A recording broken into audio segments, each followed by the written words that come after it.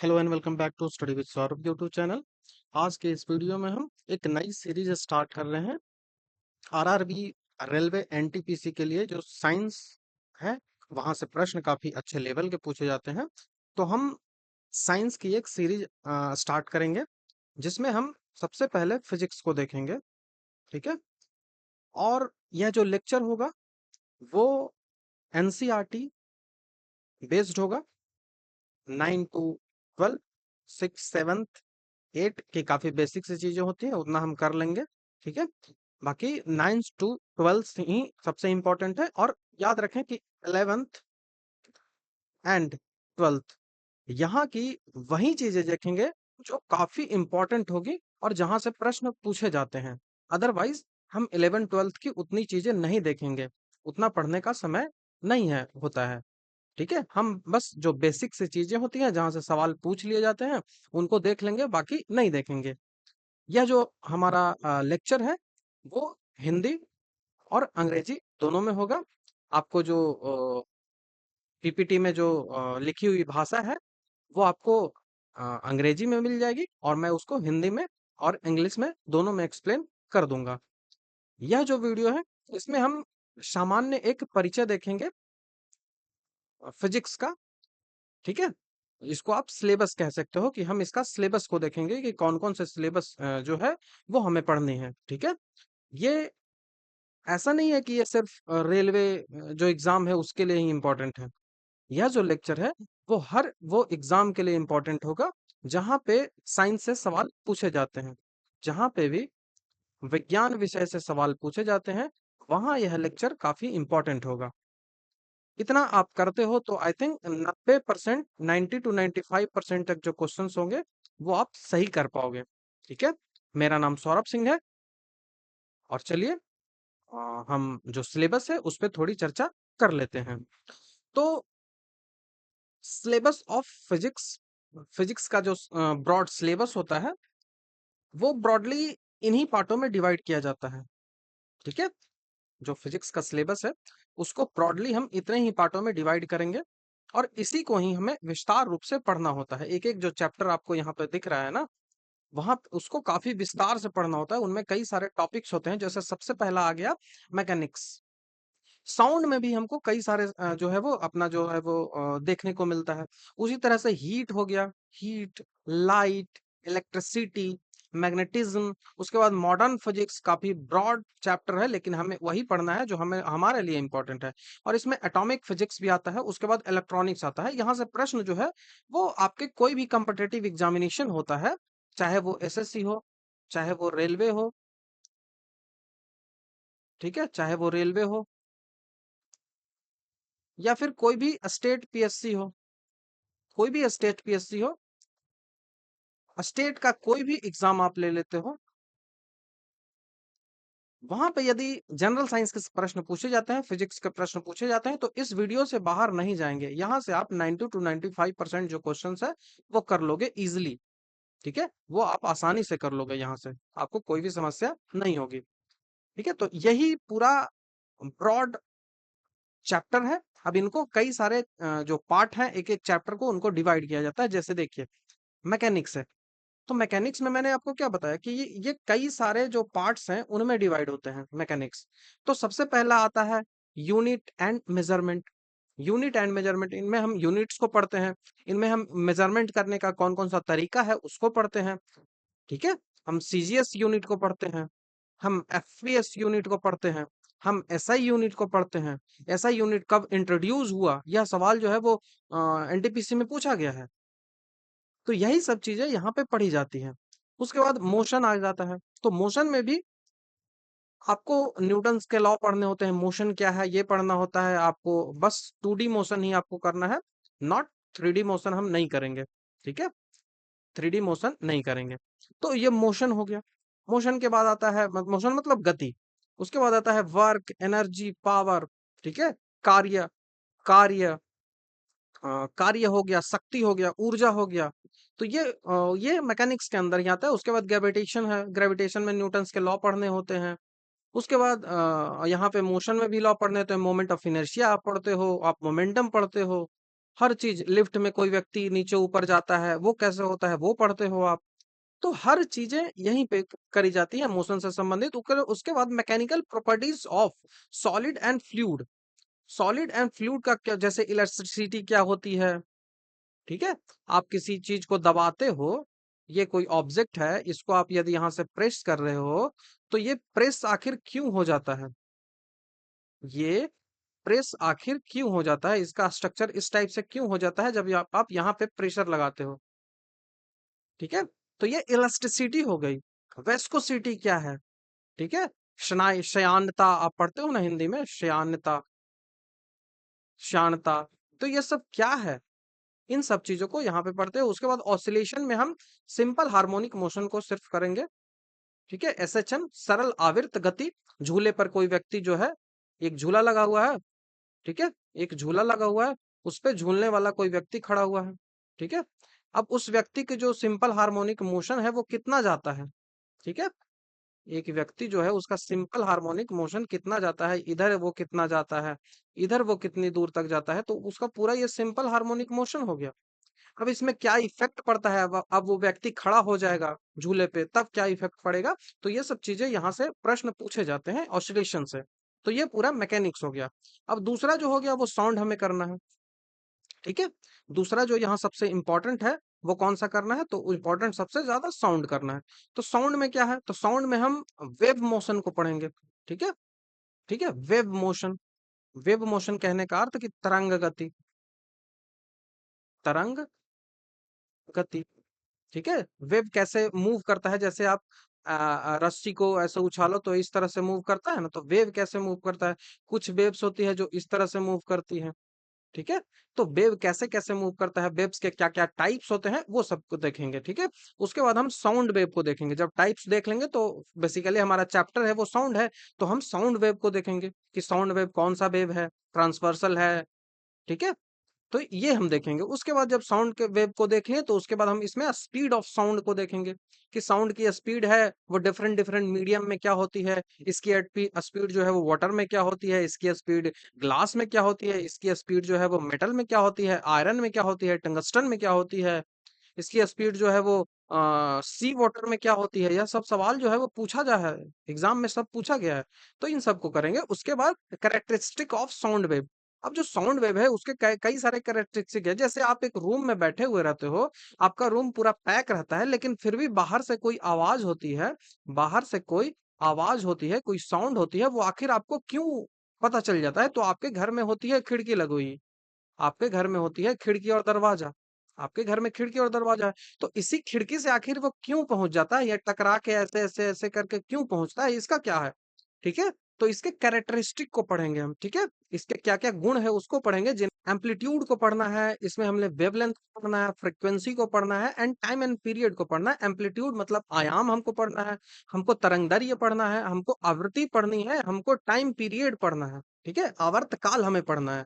उसके बाद साउंड की जो क्वालिटी होती है उसमें हमें पिच को पढ़ना होता है कि आखिर साउंड की पिच क्या है। ये क्रिकेट वाली पिच नहीं है, ये साउंड की पिच होती है। इससे डिसाइड होता है कि उस वो जो साउंड है वो किसकी है। आप पहचान जाते हो ना, कोई कोई साउंड अंधेरे में भी कोई व्यक्ति बोल रहा है आपसे, अंधेरे में, या फिर फोन पे कोई व्यक्ति आपसे बोल रहा है, फिर भी आप उसकी आवाज पहचान लेते हो। वो कैसे पहचान लेते हो, तो इसी साउंड की क्वालिटीज होती हैं उनके कारण पहचानते हो। लाउडनेस, कोई व्यक्ति जब दूर होती है, जो दूर होता है हमें हमें जैसे कोई ऑब्जेक्ट है, ये कोई व्यक्ति है, ठीक है, ये कोई व्यक्ति है। अब इससे कोई ऑब्जेक्ट है जो साउंड ऑब्जेक्ट है, मान लिया डीजे, ये एक एम्पलीफायर है जो बजने वाला होता है, डीजे वो है, ठीक है। तो यहाँ से साउंड निकल रही है, तो ये दूर होता है तो कम आवाज आती है, नजदीक होती है तो ज्यादा आवाज आती है। तो डॉपलर इफेक्ट को भी इसमें हम पढ़ेंगे, ठीक है। डॉपलर इफेक्ट यहाँ अलग से लिखा हुआ है। उसके साउंड की इंटेंसिटी क्या है, उसके डेसिबल स्केल क्या होता है, कितने डेसिबल डब्ल्यूएचओ ने क्या डिसाइड किया है कि एक ह्यूमन के लिए कितना डेसिबल होना चाहिए। एक फाइटर जेट प्लेन है, उससे कितना डेसिबल का साउंड निकलता है। जो हमारी जो ट्रैफिक है वहां पे कितना जो है वो साउंड निकलता है, कितने डेसिबल का। तो ये सब हम इन जो है वो इसी में देखेंगे। उसके बाद हम रिफ्लेक्शन को देखेंगे, हम रिफ्रैक्शन को देखेंगे, हम डिफ्रैक्शन को देखेंगे। तो ये सारी चीजें हम यहीं पे देखेंगे कि साउंड के कैरेक्टर क्या है। आखिर साउंड रिफ्लेक्ट नहीं करता तो आपके वो घर में नहीं पहुंच पाएगा। साउंड रिफ्लेक्ट करता है, यहाँ ऐसे पकड़ा या ऐसे आया तो आपको इको तो सुनाई देती है ना। इको इको आपको सुनाई देती है। तो इको आखिर क्यों सुनाई देती है? ठीक है, साउंड टकरा के आपके पास क्यों लौटता है? तो आखिर इको सुनने के लिए क्या होता है? जब जो फिल्म जो होती है, जो फिल्म हॉल होते हैं, मॉल जो होते हैं जहाँ पे सिनेमा दिखाए जाते हैं, सिनेमा घर जो होता है, सिनेमा घर जो होता है, वहां पे जो मतलब कि साउंड इको क्यों नहीं करती है, यह भी सवाल एग्जाम में पूछा जाता है कि वहां साउंड इको क्यों नहीं करती। क्योंकि वहां पे लगा दिया जाता है फोम।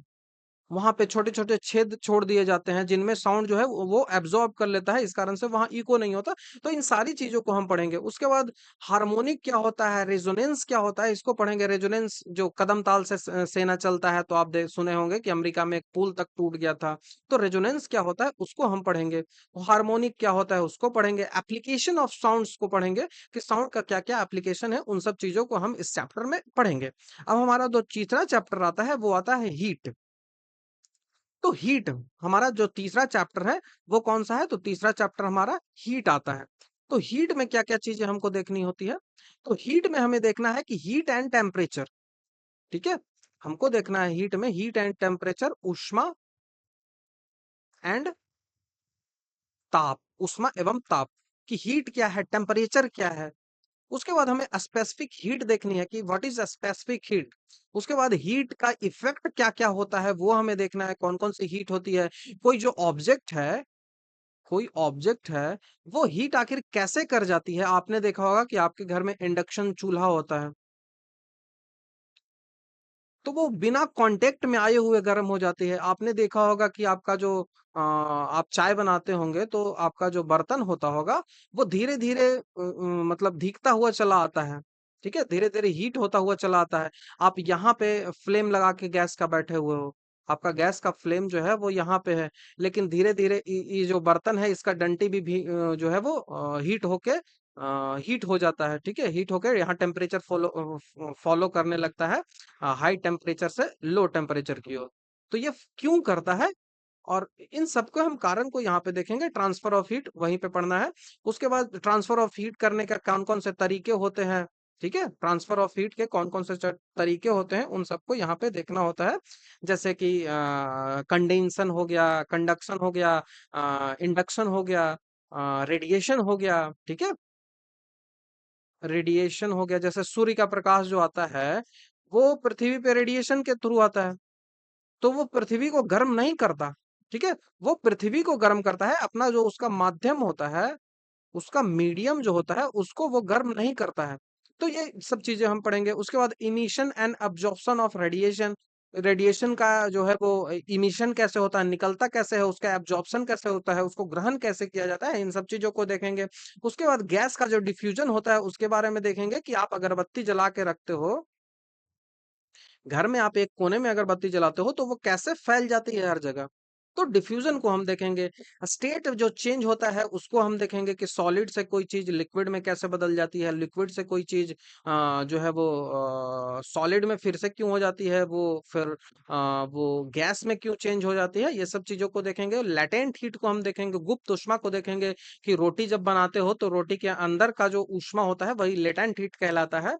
तो इससे ज्यादा जलता है, इससे ज्यादा जलन होती है आपको, इससे जब आपका पैर वैर जलेगा तो वो ज्यादा जलन होगी। लेकिन नॉर्मल हीट से आपका जलेगा तो वो ज्यादा जलन नहीं होती। तो इन सब में ऐसा क्यों होता है, इन सब चीजों को देखेंगे। उसके बाद वेपराइजेशन को देखेंगे। पेड़ की पत्तियों में आप देखते होंगे कि वेपराइजेशन होता है, तो उस वेपराइजेशन को भी हम देखेंगे। कई सारी चीजों में आप वेपराइजेशन देखते होंगे, जैसे कि आप देख सकते हो जब आप पानी लेते हो, गर्मी में आप फ्रिज से पानी अपना निकालो, उसके बाद उस पानी को ट्रांसफर कर दो दूसरे बोतल में, या फिर उसी बोतल में आप देखोगे तो ये बॉटल होगा ना, तो बॉटल के बाहर पानी की छोटी छोटी बूंदें आ जाती है। तो वो आखिर क्यों आती है, इन सबको यहाँ पे देखा जा रहा है। उसके बाद रिलेटिव ह्यूमिडिटी, आप ह्यूमिडिटी ह्यूमिडिटी जो है वो परसेंटेज में नापा जाता है। यह सवाल जो है वो बार बार एग्जाम में पूछ लिया जाता है। तो ह्यूमिडिटी को हम देखेंगे, आप देखते होगे कि टेम्परेचर जो है वो नॉर्मल है, टेम्परेचर 25 डिग्री से 30 डिग्री के बीच है, लेकिन ह्यूमिडिटी यदि यदि 90% हो तो आपको प्रॉब्लम होती है थोड़ी, जो चिपचिपाहट आपके शरीर में लगती है। तो ये जो ह्यूमिडिटी होती है वो समुद्री एरिया, जो कोस्टल लोग होते हैं, जो कोस्टल एरिया होता है, वहां पे ये ह्यूमिडिटी ज्यादा देखने को मिलती है। ठीक है, उस कारण से वहां जो चिपचिपापन शरीर में होता है वो ज्यादा देखने को मिलता है। ठीक है, तो ये सब चीजें उसके बाद पढ़नी है। उसके बाद यहाँ पे आपको थर्मोडायनेमिक्स पढ़नी है। थर्मोडायनेमिक्स भी यहीं पे चीजें पढ़नी होती है, थर्मोडायनेमिक्स की। उसके बाद जो हमारा नेक्स्ट चैप्टर आता है वो लाइट आता है। नेक्स्ट चैप्टर है लाइट। लाइट मतलब कि ऊष्मा, ऊष्मा बोल रहा हूँ, प्रकाश। यहाँ से सवाल काफी इंपॉर्टेंट बनते हैं। ठीक है, तो ये प्रकाश यहाँ पे हमको पढ़ना है। प्रकाश में कौन कौन सी चीजें आती हैं, तो प्रकाश में नेचर ऑफ लाइट की, लाइट का नेचर क्या है, उसकी स्पीड क्या है, वो चीजें हमें पढ़नी होती है। इसके क्या क्या फीचर्स होते हैं, जैसे रिफ्लेक्शन होता है लाइट का, रिफ्रैक्शन हो, जैसे कोई आप एक मिरर लगा के रखे हो, उस पे लाइट जलाते हो तो वो लाइट आपके आंख पे फिर चली जाती है ना। आप यहाँ से जलाते हो तो ये लाइट, आप यहाँ से टॉर्च जला दिए, उसके बाद ये लाइट आप पे ही आ जाती है, तो ये आखिर रिफ्लेक्ट क्यों करती है, रिफ्रैक्शन। उसके बाद टोटल इंटरनल रिफ्लेक्शन होता है, तारे में चमकता क्यों है, ये सब चीजों को हम यहाँ पे देखेंगे। उसके बाद लेंस को देखेंगे कि लेंस से कैसे इमेज बनता है, मिरर से कैसे इमेज बनता है, ये सब देखेंगे। उसके बाद डिस्पर्शन ऑफ लाइट को देखेंगे, जैसे बाहर कोई बल्ब जल रहा है और वो आपके घर में उसकी रोशनी कैसे आती है। तो डिस्पर्शन ऑफ लाइट देखेंगे, इंटरफेरेंस ऑफ लाइट देखेंगे, पोलराइजेशन ऑफ लाइट देखेंगे। ये लाइट का मेन कैरेक्टर होता है, पोलराइजेशन। ठीक है, मेन कैरेक्टर पोलराइजेशन हो गया। उसके बाद डिफ्रैक्शन ऑफ लाइट देखेंगे, स्कैटरिंग ऑफ लाइट देखेंगे, इंद्रधनुष कैसे बनता है, उन सब चीजों को यहाँ पे देखा जाएगा। उसके बाद ह्यूमन आई देखा जाएगा कि ह्यूमन आई में कौन सा जो है वो जो है वो रेटिना क्या होता है, कॉर्निया क्या होता है। जब हम डोनेट करते हैं, जब हम आँख को डोनेट करते हैं तो उसमें कौन सी चीजें डोनेट की जाती है, हमारा जो आँख का कलर है, जो हमारा आँख का कलर है वो किस कौन से निर्धारित कौन क्या निर्धारित करता है, हमारी जो लेंस की चौड़ाई है वो कम हो जाती है, तो जो निकट दृष्टि दोष, दूर दृष्टि दोष, ये सब होती है, उसको हम कैसे दूर करेंगे, बाइफोकल लेंस लगा करेंगे, अवतल लेंस लगाएंगे, उत्तल लेंस लगाएंगे, कॉनकेव या कन्वेक्स क्या लगाएंगे हम। उसके बाद ऑप्टिकल इंस्ट्रूमेंट के बारे में चर्चा करेंगे, जिनमें सबसे ज्यादा इंपॉर्टेंट जो है वो दूरबीन होगा, जो कि गैलीलियो से अभी वर्तमान तक हम देखेंगे। गैलीलियो ने पहली बार दूरबीन बनाई थी, अपना वो चंद्रमा देखा था, तो उसने बताया था कि 4 चंद्रमा था। ठीक है, 4 चंद्रमा था। यह भी सवाल जो है वो एनटीपीसी में पूछा गया है। ठीक है, तो ये तो साइंस में नहीं आएगा। तो ये ऑप्टिकल इंस्ट्रूमेंट के बारे में भी यहीं पे पढ़ना होता है। तो हम गैलीलियो के इंस्ट्रूमेंट से लेकर वर्तमान के जितने भी स्टूडेंट्स हैं, हबल टेलीस्कोप तक हम देखेंगे यहाँ पे। ठीक है, तो इसमें हम टेलीस्कोप हबल तक देखेंगे। अब नेक्स्ट चैप्टर जो हमारा आता है वो इलेक्ट्रिसिटी आता है। ठीक है, जो हमारा नेक्स्ट चैप्टर है वो कौन सा है, तो वो इलेक्ट्रिसिटी। तो इलेक्ट्रिसिटी नेक्स्ट चैप्टर है, इसको ब्रॉडली 2 पार्टों में डिवाइड किया जाता है। पहला जो है वो स्टैटिक इलेक्ट्रिसिटी, दूसरा जो है वो इलेक्ट्रिक करंट। अब इलेक्ट्रिक करंट में ही हम पोटेंशियल डिफरेंस देखते हैं। अब पोटेंशियल डिफरेंस के बिना इलेक्ट्रिक का फ्लो नहीं होता है। इलेक्ट्रिक का फ्लो कैसे होता है, तो इलेक्ट्रॉन का फ्लो जिधर होता है उसके विपरीत इलेक्ट्रिक का फ्लो होता है। उसके बाद एसी करंट क्या होता है, डीसी करंट क्या होता है, ये सब चीजों को हम देखेंगे। तो ये इलेक्ट्रिसिटी। उसके बाद मैग्नेटिज्म आता है। उसके बाद आता है कौन सा, तो उसके बाद आता है मैग्नेटिज्म। अब मैग्नेटिज्म में भी कौन कौन सी हमको चीजें पढ़नी होती है, तो मैग्नेटिज्म में पढ़नी होती है, मैग्नेटिज्म आप सबसे पहले चुंबक के जितने भी गुण होते हैं उसके बारे में पढ़ते हो। इलेक्ट्रिक फील्ड बोल रहा हूँ, मैग्नेटिक फील्ड क्या होती है, मैग्नेटिक फील्ड क्या होती है, उन सब चीजों को यहाँ पे पढ़ते हैं। उसके बाद अर्थ का एक अपना मैग्नेटिज्म होता है, उसको भी विशेष रूप से पढ़ा जाता है, क्योंकि यहाँ से भी प्रश्न एग्जाम में पूछ लिया जाता है। उसके बाद हमारा टॉपिक आता है मॉडर्न फिजिक्स का।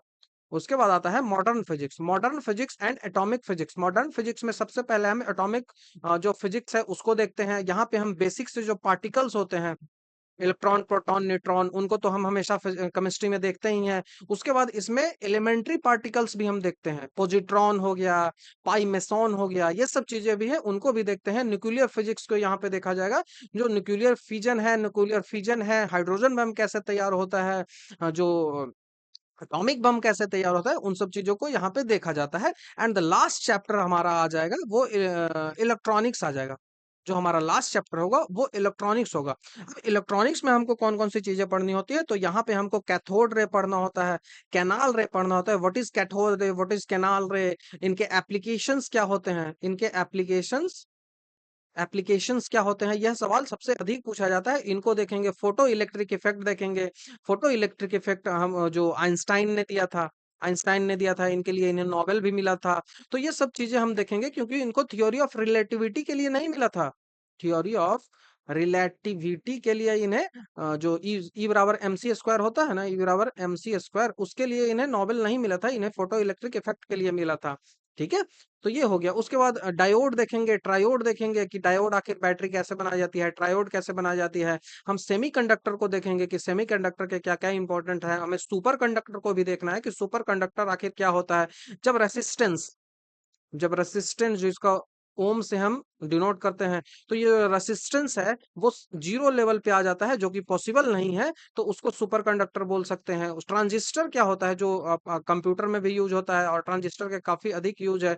टेलीविजन को हम देखेंगे, हम लेजर को देखेंगे, हम रडार को देखेंगे, हम सोनार को देखेंगे, और जितने भी इंपॉर्टेंट इंस्ट्रूमेंट्स हैं जो पूछ लिए जाते हैं एग्जाम में, उन सबको हम यहाँ पे देखेंगे। और एक खगोलीय भी आता है यहाँ पे, एस्ट्रोनॉमी भी आता है।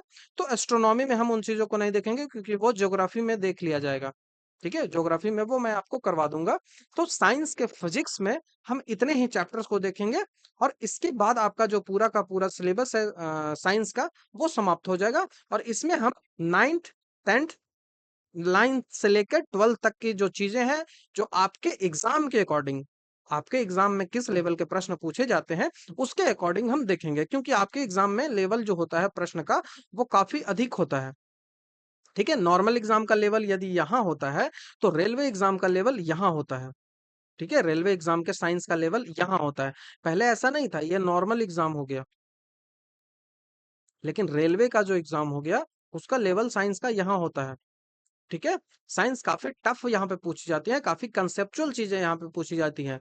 बारीक से बारीक चीजें यहाँ पे आपसे सवाल पूछ लिया जाएगा। तो यदि आप इस लेक्चर को देखते हैं, जिसमें हम साइंस और अदर जो मतलब जो भी आपके लिए इम्पोर्टेंट होगा एग्जाम में, उन सब चीजों को हम यहाँ पे कवर कर लेंगे। इसके बाद आपको कहीं भी कुछ करने की आवश्यकता नहीं होगी। तो आई थिंक आपको पूरा सिलेबस है वो समझ में आ गया होगा। यदि आपको वीडियो अच्छा लगता है, और आप हमारे चैनल पे नए हैं, और आपने यहाँ तक वीडियो को देख लिया है, तो हमारे चैनल को सब्सक्राइब, वीडियो को लाइक, शेयर, कमेंट जरूर कर दें, जिससे लोगों के पास ज्यादा से ज्यादा ये वीडियो पहुंच पाए, और ज्यादा से ज्यादा लोगों की हेल्प हो सके। ठीक है, तो ये जरूर कर दीजिएगा, लाइक, शेयर, कमेंट, जो भी चीजें होती है। नॉर्मली ये मैं बोलता नहीं हूँ, लेकिन इसीलिए मैं इसको लास्ट में बोल रहा हूँ, कि लास्ट तक यदि आप पहुंचेगे तो ठीक है, और नहीं तो फिर तो कोई कहना ही नहीं है। तो इसके बाद आपको कोई भी लेक्चर देखने की आवश्यकता नहीं होगी। तो थैंक यू, वीडियो देखने के लिए थैंक यू। नेक्स्ट वीडियो में आपसे जल्द ही मिलता हूँ।